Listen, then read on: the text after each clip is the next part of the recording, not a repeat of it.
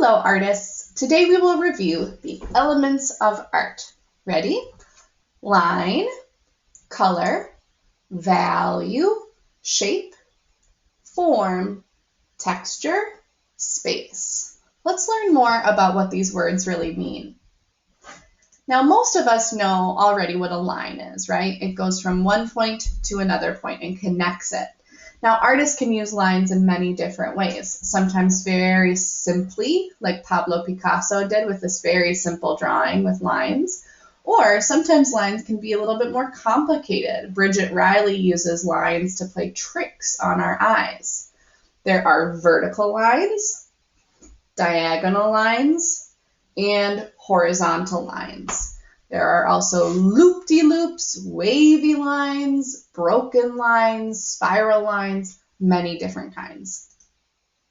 Colors. Artists use colors to make their artwork more interesting.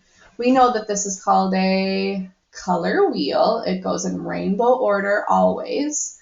And colors have temperatures. Some are warm and some are cool, just like in this artwork.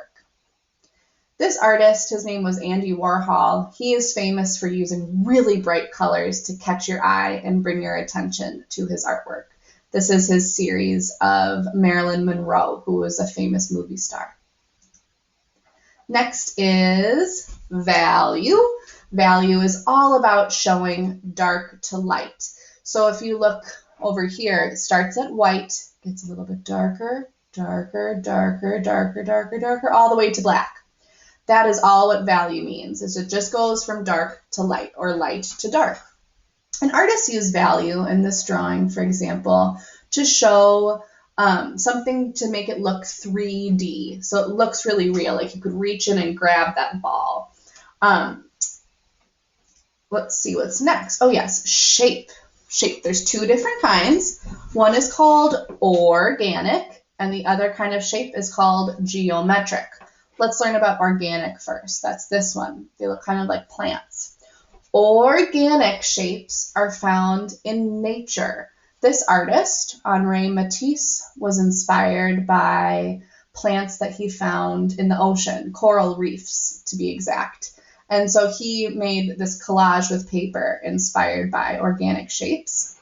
This artist, his name was Piet Mondrian, and he loved geometric shapes. Geometric shapes are found in math, and they're also, you can measure them with a ruler if you wanted to. I don't know if you noticed, but Piet Mondrian also really loved using primary colors. That's red, yellow, and blue. Next is form. Form is art that's 3D. You can touch it at the top, the side, the bottom, all the way around. So that could be a sculpture. This is a sculpture of the Queen of Nefertiti. Queen Nefertiti was a very powerful queen in ancient Egypt. And form can also be things like ceramics that we make with clay. Texture, the way that something feels or looks like it feels. Vincent van Gogh used a lot of texture in his paintings. This is the Starry Night painting that he made. And also texture can be something that you can feel, like a weaving. This is a Guatemalan artist who's making a very large weaving on her loom. And I'm sure it feels probably a little bit bumpy, maybe even soft, depending on the kind of yarn she's using. And last but not least is space.